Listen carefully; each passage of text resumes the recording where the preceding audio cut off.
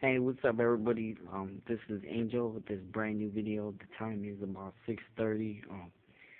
I just wanted to share a little bit of something what happened in church today, and this is what really got me really mad was the fact that when I was in church, there, when you're in church, you think women of God are pure, and you think that they're gentle, and you think that they're into God.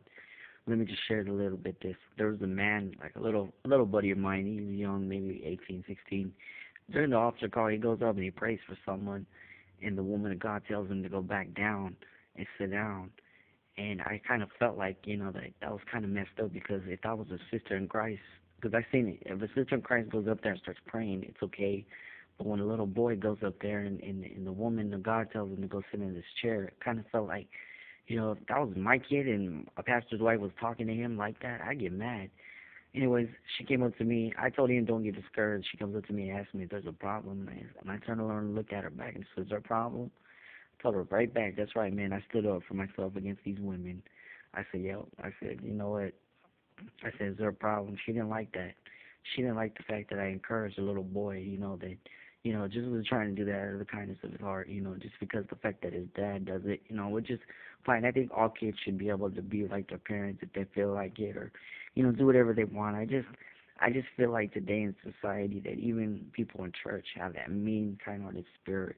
You know, I was sharing a good example. Today I was eating dinner with my my friends, and what happened was is that I heard one of the church girls talking about how her she starts talking about the kind of guy that she wants to be with, and she says it has to be his shoes. He has to wear nice shoes. He has to have nice teeth. What else? He has to be above her or below her or something. She's talking about spirituality. She says he can't be beneath her and it has to be above her.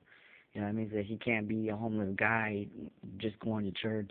You know what I'm saying? He can't be a guy who is just barely making a living. You know what I'm saying? That's basically what she's saying. The guy can't be, the guy has to be 6 feet tall.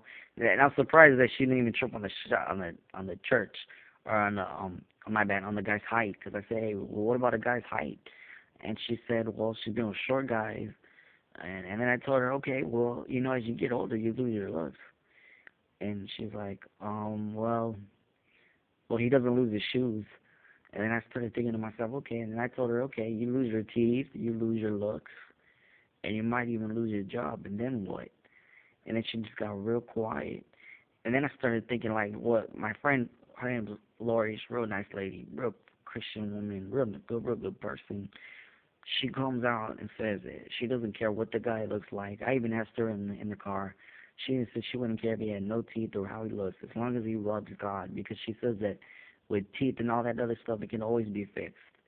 And that's the truth. I don't really hear many women saying that today, and that's really a good woman right there.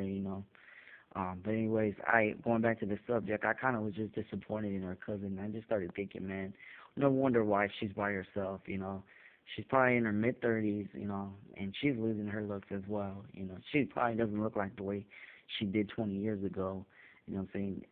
She's like conceited into herself, so so worried about a man's face, so worried about the way a man looks like his teeth, his shoes, and all that. And I had said, well, what happens if he loses his teeth? And what happens if? I mean, it's the truth, though. As you get older, you're gonna lose your teeth, and you're gonna lose your looks. And then even your shoes. What happens if you lose your job? And a lot of this stuff may not be making sense, but I mean, this is in church now, people. I mean, it gets me mad sometimes how society is and the way it is. How even people today judge each other based on the way they look. And uh I took Bill's 12/24/60/01's advice. I am gonna stay away from the dating scene. And it's probably what's better for me too, because I'm tired of the rejection. I'm tired of getting turned down. I'm tired of having to change myself. I'm tired of people telling me I gotta change my insecurity. I'd rather have somebody that's gonna love me for who I am instead of competing for some girl that's not even worth it. Even in church, it's not even worth going to church trying to meet somebody because today in society, they're just like the women of the world. So I just thought I'd share that to people, that sometimes people in churches are hypocrites. Anyways, everybody, and take care and God bless.